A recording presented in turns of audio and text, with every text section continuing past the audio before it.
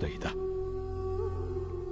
아그리빠 왕이여, 그러므로 하늘에서 보이신 것을 내가 거스르지 아니하고 먼저 다메섹과 예루살렘에 있는 사람과 유대 온 땅과 이방인에게까지 회개하고 하나님께로 돌아와서 회개에 합당한 일을 하라 전함으로 유대인들이 성전에서 나를 잡아 죽이고자 하였으나 하나님의 도우심을 받아 내가 오늘까지 서서 높고 낮은 사람 앞에서 증언하는 것은 선지자들과 모세가 반드시 되리라고 말한 것밖에 없으니 곧 그리스도가 고난을 받으실 것과 죽은 자 가운데서 먼저 다시 살아나사 이스라엘과 이방인들에게 빛을 전하시리라 함이니이다.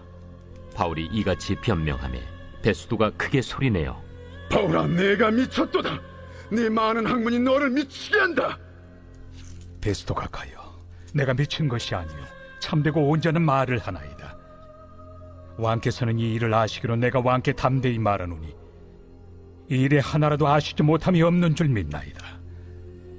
이 일은 한쪽 구석에서 행한 것이 아니니이다. 아그리빠 왕이여, 선지자를 믿으시나이까? 믿으시는 줄 아나이다. 내가 적은 말로 나를 권하여 그리스도인이 되게 하려 하는도다. 말이 적으나 많으나 당신뿐만 아니라 오늘 내 말을 듣는 모든 사람도 다 이렇게 결박된 것 외에는 나와 같이 되기를 하나님께 원하나이다. 왕과 총독과 버니게와 그 함께 앉은 사람들이 다 일어나서 물러가 서로 말하되 이 사람은 사형이나 결박을 당할 만한 행위가 없다. 이에 아그리빠가 베스도에게 이르되 이 사람이 만일 가이사에게 상소하지 아니하였더라면 석방될 수 있을 뻔하였다.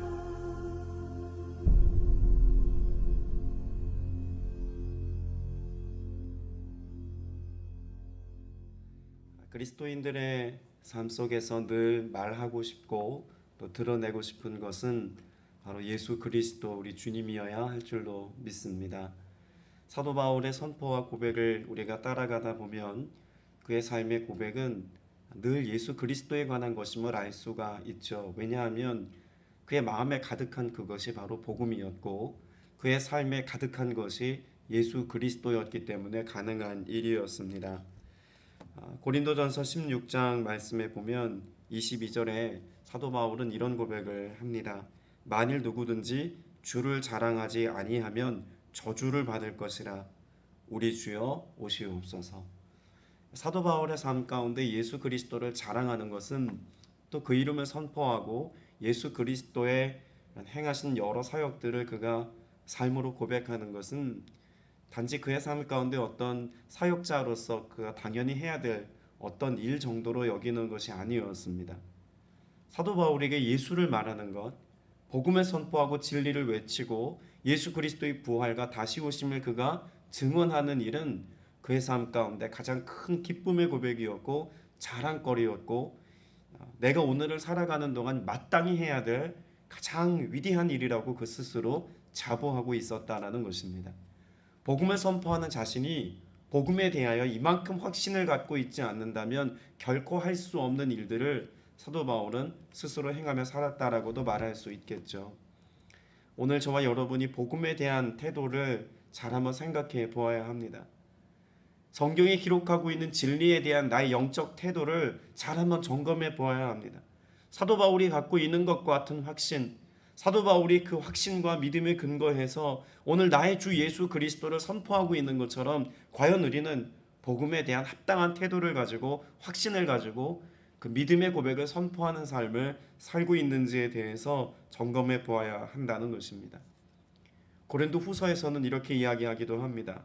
고린도 후서 12장 1절에 보면 무익하나마 내가 부득불 자랑하노니 주의 환상과 계시를 말하리라 라고 말합니다. 그러니까 그가 복음을 전할 수 있었던 것, 그가 자랑하고 예수 그리스도의 이름에 관해서 당당하게 선포할 수 있었던 이유는 그의 삶에 무엇이 있었기 때문입니까? 주의 환상과 계시가 그의 삶 가운데 명확한 삶의 실제가 되어 오늘을 살았기 때문에 복음을 말하고 진리를 전하는 것이 그에게는 그토록 당당한 일이었다는 것입니다. 오늘 저와 여러분이 믿음의 고백을 가지고 사는 동안에 복음이 막연하지 않기를 바랍니다. 성경에 기록된 그 말씀이 너무나 상식적이고 너무나 이성적이기만 해서 주님의 말씀을 논리정연하게 잘 설명하는 것으로 만족하지 않게 되시기를 바랍니다. 오히려 복음의 내용은 이성을 초월하는 것이어야 합니다. 우리의 경험을 뛰어넘는 것이어야 합니다.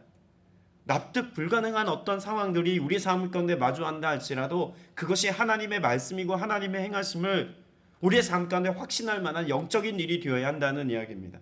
그것이 사도 바울이 말하고 있는 환상과 계시라면 오늘 저와 여러분에게도 필요한 것은 복음의 메시지가 확증되어지기까지 주님이 나와 함께 하시고 앞서 행하시고 주의 세미한 음성을 듣고 그 말씀의 능력에 사로잡힌 바 되어서 오늘도 예수 그리스도의 그런 붙들림 받은 삶을 살아가는 이 은혜와 감격이 우리 안에 충만하게 있어야 될 줄로 믿습니다. 시편 64편에 보면 다윗은 이런 고백을 합니다. 시편 64편 10절에 의인은 여호와로 말미암아 즐거워하며 그에게로 피하리니 마음이 정직한 자는 다 자랑하리로다. 다윗이 그의 삶 가운데 늘 하나님의 이름을 높이고 하나님의 영광을 찬송하고 그 시편의 무수한 노래들을 통해서 하나님의 왕 되심을 그가 높이며 감사할 수 있었던 이유는 무엇입니까? 하나님으로 인하여 그가 기뻐하였다는 것입니다. 하나님이 나와 함께 하시는 것도 기쁨이요, 하나님이 내게 오늘 말씀하시는 것도 기쁨이요, 하나님이 약속하신 말씀을 성취하시는 것을 내 눈앞에서 목도하는 것도 그것도 기쁨이요, 하나님으로 인하여 기뻐하고 즐거워하는 것이 다윗의 삶의 그 영성의 기초가 되었다는 고백을 다윗 스스로 하고 있는 것이죠. 그것이 그에게는 그 어떤 것보다 자랑거리였고 사람들에게 이것을 말하고 증언하는 것, 이것을 노래하는 것만큼 그의 마음에 큰 감동이 되는 일도 없었습니다. 그가 하나님을 기뻐하지 않았다면, 그가 하나님으로 인하여 즐거워하는 삶을 살지 않았다면 어떻게 무수히 많은 그 시편의 고백을 과연 고백할 수 있었을까 생각해 보게 되기도 합니다. 오늘 저와 여러분이 환경이 좋아서 혹은 우리가 살아가는 삶의 형편이 어제보다 오늘 좀 더 나아져서 그래서 하나님을 자랑하는 것이 아닙니다. 사도 바울의 형편도 그렇습니다. 데살로니가 후서 1장 4절에 보면 내가 견디고 있는 모든 박해와 환난 중에서 너희 인내와 믿음으로 말미암아 하나님의 여러 교회에서 우리가 친히 자랑하노라라고 고백합니다. 환난이 있지만 예수 그리스도를 주로 고백하는 믿음의 여정을 살아가는 것이 여전히 어렵지만 내가 인내와 믿음으로 말미암아 하나님이 여러 교회를 통해서 행하신 그 하나님의 일을 내가 경험하고 있기에 하나님 자랑하는 일에는, 예수 그리스도의 이름을 자랑하는 일에는, 교회를 통해서 행하신 성령의 역사하심을 오늘 내가 선포하는 일에는 내가 주저함이 없노라고 하는 고백을 스스로 고백하고 있는 말이기도 합니다. 오늘 우리가 읽은 본문 사도행전 26장의 말씀은 그리스도인의 당당함에 관하여서 그 어떤 여러 메시지보다 가장 강력한 메시지 중에 하나라고 말할 수 있습니다. 어떤 점에서 그럴까요? 그가 지금 어떤 형편에서 복음을 전하고 있는지를 보면 잘 알 수 있습니다. 사도 바울은 죄수의 신분으로 로마에 압송당하는 과정 가운데 있습니다. 벨릭스라고 하는 총독에 의해서 신문을 받았던 사도 바울이 정치적인 혐의를 뚜렷하게 밝혀내지 못한 상황에서 로마로 압송당하는 것이 부당하다고 여겼기에 이 벨릭스 총독은 아그리빠 왕이 방문한 이 기회를 타서 아그리빠 왕으로부터 사도 바울이 로마의 황제 앞에 서야 될 정치적 이유와 명분을 명쾌하게 듣기를 원했습니다. 내가 하는 것보다 이 아그리빠 왕과 버니게가 방문해 있으니 이들을 통해서 차라리 정치적인 죄목을 발견하게 하고 그래서 로마 황제 앞에 세워지는 명분을 그들로 하여금 찾게 해야겠다, 이런 마음을 가지고 지금 벨릭스 총독은 사도 바울을 아그리빠 왕 앞에 세운 것입니다. 정치적인 신문이 이제 막 시작이 되었죠. 사실 아그리빠 왕이라고 하는 이 왕은 아직 20대 젊은 청년입니다. 그리고 혈기왕성한 그런 청년일 뿐만 아니라 정치적인 능력과 실력을 인정받는 왕이기도 했습니다. 유대에서 자라났고 로마로부터 인정받는 그런 왕으로서의 역할들을 잘 감당하고 있어서 총방받는 인재이기도 했습니다. 많은 사람들이 그를 부러워하는 좋은 면모를 가지고 있는 학식과 경험에 있어서도 뒤처지지 않는 젊은 유망주입니다. 근데 그런 아그리빠 왕 앞에서 사도 바울이 당당하게 고백했던 고백이 무엇입니까? 내가 죄수의 신분인 것 빼놓고는 당신이 나 같아지기를 바랍니다. 이것이 사도 바울의 고백입니다. 벨리스 총독 앞에서도 아그리빠 왕 앞에서도 화려한 미모와 자신의 삶의 아름다움을 한껏 뽐내고 있는 버니게라고 하는 그런 여인 앞에서도 사도 바울은 기죽지 아니하고 예수 그리스도를 자랑하고 고백하고 선포하는 일에 전혀 거리낌이 없습니다. 상황적으로 보면 사도 바울은 지금 재판장에서 신문 받고 있다는 상황을 잊게 할 만큼 지금 그가 말하고 선포하고 있는 고백은 복음 전하고 있는 어떤 현장이라고 해도 과언이 아닙니다. 어디에서 그걸 느낄 수가 있을까요? 오늘 우리가 읽은 본문에 보면 바울이 이렇게 변호하니 베스토가 큰 소리로 바울아 내가 미쳤구나, 내 많은 학문이 너를 미치게 하였구나 라고 말하였다고 고백합니다. 사도 바울의 삶을 정의 내려주는 여러 말들이 있습니다만 제가 참 좋아하는 말 중에 하나가 광인이라는 표현입니다. 오늘 이 베스토가 사도 바울을 향해서 말했던 이 고백, 내가 미쳤구나, 다른 말로 표현하면 광인인 거죠. 근데 그 광인이라고 하는 표현 중에는 어떤 뉘앙스가 심겨져 있을까요? 너 제정신 아니구나, 돌았구나, 뭐 이런 뉘앙스도 있지만 더 정확하게 말하자면 넌 복음에 미쳐 있구나, 너 예수에 미친 사람이구나, 이런 표현이 지금 이 안에 담겨 있는 것입니다. 사도 바울 스스로가 고백했던 수많은 고백들, 여러 교회들에게 편지할 때 내가 예수 그리스도와 복음을 아는 것 외에는 내가 다른 것은 절대로 아는 것에 있어서 자랑 삼지 않겠다라고 고백했던 말, 내가 이전에 여러 가지 경험했고 내가 쌓아놓았던 세상의 가치들을 배설물처럼 여기다라고 고백했던 이 말이 사도 바울의 삶 가운데 실제로 드러나는 현장이 오늘 본문의 말씀이라고 해도 과언이 아닐 것입니다. 그에게 있어서 가장 중요한 것은 예수 그리스도였습니다. 복음이었습니다. 부활하신 주님을 자랑하는 것 외에는 그에게 자랑거리로 삼을 만한 것이 없었다라고 말해도 과언이 아닌 것이죠. 그리고 25절에 보면 내가 미치지 않았습니다라고 말하면서 무엇이라고 고백합니까? 나는 맑은 정신으로 참말을 하고 있습니다라고 고백합니다. 사도 바울에게 있어서 지금 말하는 모든 내용은 진리라는 것입니다. 이 진리의 고백을 그가 오늘 제정신 가지고 지금 이렇게 말할 수 있는 이유는 사도 바울 삶 가운데 예수 그리스도로 인하여 누리는 그 기쁨과 감격이 세상의 그 어떤 것과 견주어 보아도 견줄 수 없는 것이기 때문에 그렇죠. 자, 그럼 오늘 우리도 이 하루를 살면서 사도 바울과 같이 단지 복음을 전해야 합니다, 예수 그리스도를 선포해야 합니다, 이런 차원의 것에서 머물러 있는 것이 아니라 내 인생의 가장 큰 자랑거리가 되어지는, 내 인생에 이것 있으면 그 어떤 것도 더 이상 필요 없습니다라고 말할 수 있는 가장 보배로운 것이 있다면 그것이 무엇인지 오늘 여러분의 삶을 이 말씀에 비추어 볼 수 있게 되시기를 바랍니다. 예배 현장에서, 기도의 자리에서 우린 예수 그리스도입니다, 주님입니다, 복음입니다, 우리가 이렇게 쉽게 고백하고 있습니다만 우리가 세상에 한복판에 서 있어서 우리가 일상을 살아가는 동안에 과연 사도 바울이 고백했던 것처럼 그런 영적인 광인으로 살아간 사도 바울처럼 나는 오늘 예수 그리스도로 충분한지, 예수 그리스도의 십자가 복음의 내용이면 오늘 우리의 삶 가운데 그 어떤 것과 비교해도 이것이면 충분한지, 정말 주님의 인도하심을 따라 살아가는 기쁨과 감격을 가지고 오늘을 시작하고 있는지 여러분의 삶을 되짚어 볼 수 있게 되시기를 바랍니다. 사도 바울은 29절에서 이렇게도 고백합니다. 이미 28절에 아그리빠 왕이 그대가 짧은 말로 나를 설복해서 그리스도인 되게 하려 하는가? 라고 했더니 29절에 이렇게 바울이 대답하죠. 짧거나 길거나 간에 나는 임금님뿐만 아니라 오늘 내 말을 듣고 있는 모든 사람이 이렇게 결박한 것 외에는 꼭 나와 같이 되기를 하나님께 빕니다. 사도 바울은 자신의 삶에 대하여서 지금 죄수의 신분으로 끌려가고 있는 형편 가운데서도 위축되거나 주눅되거나 자신의 삶을 한탄스럽게 여기지 않습니다. 내가 복음 전하다가 어쩌다 이 신세가 됐나? 내가 주를 위해서 산다고 내가 고백해서 여기까지 왔는데 고작 죄수의 신분이 되어서 오늘 이와 같은 모습으로 초라하게 내가 여기에 머물러 있는 것은 아닌가? 뭐 이런 인생의 회한과 후회 같은 것을 결코 찾아볼 수가 없습니다.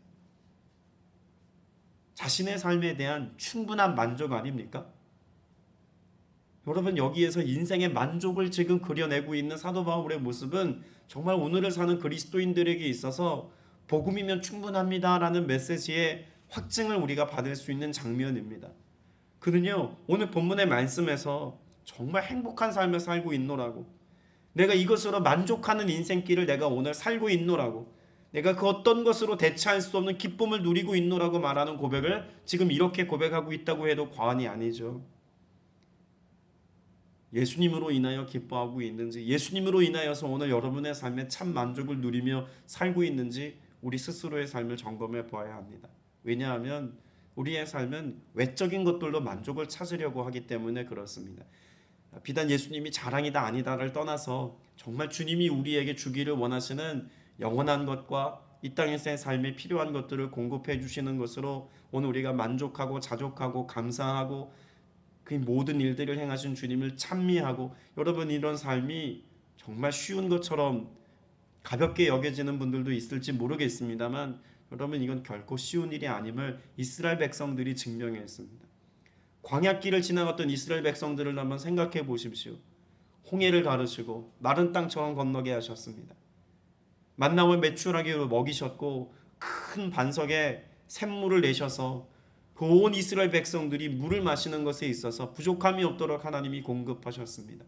의복과 신발이 닳지 않게 하셨고 전쟁에서 승리하게 하셨고 약속의 땅에 도달하기까지 하나님께서는 불기둥과 구름기둥으로 그들의 삶을 직접 인도해 주시는 것을 눈으로 목도하게 했습니다. 여러분 이와 같은 삶을 경험하고 있었던 이스라엘 백성들은 하나님의 인도하심보다 무엇에 더 시선을 빼앗겼을까요?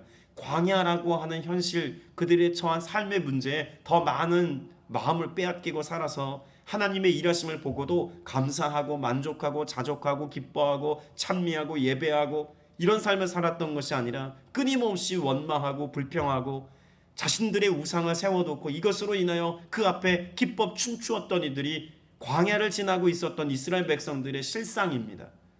왜 이스라엘 백성들의 그 실상을 성경이 기록하고 있냐면 오늘을 살아가고 있는 저와 여러분, 구원의 여정을 걸어가고 있는 저와 여러분도 광야 같은 이 세상을 살아갈 때 꼭 그와 같은 모습일 수 있기에 하나님은 의도적으로 그 백성들의 모습을 우리에게 보여주고 가르쳐주고 계시다라고도 말할 수 있다는 것입니다. 오늘 저와 여러분의 삶 속에서 광야를 지나는 이스라엘 백성들과 같이 하나님의 하나님 되심을 보고도 현실의 문제 앞에서 자족하지 못한다면 오늘 우리의 신앙의 정체성을 다시 한번 주님 앞에서, 말씀 앞에서 다루어 보고 또 그 말씀 앞에서 우리가 깨어 기도하는 삶을 선택해야 할 줄로 믿습니다. 오늘 사도 바울은 자신의 결박당한 곳 외에는 이라고 하는 것을 보면 이 결박당한 상황은 사실 그에게도 견디기 힘든 혹은 인정하고 싶지 않은 삶의 모습인지도 모르겠습니다. 그와 같은 상황에서도 그가 예수를 고백하고 증언할 수 있었다면 그의 삶은 더 놀랍고 위대한 삶이다라고 말하고 싶지 않아지겠습니까? 오늘 여러분의 삶에서도 정말 사도 바울의 고백처럼 내가 예수 닮은 삶을 살고 예수 따름의 삶을 살아가는 이 모든 삶의 여정이 가장 만족스럽고 가장 기쁜 일입니다.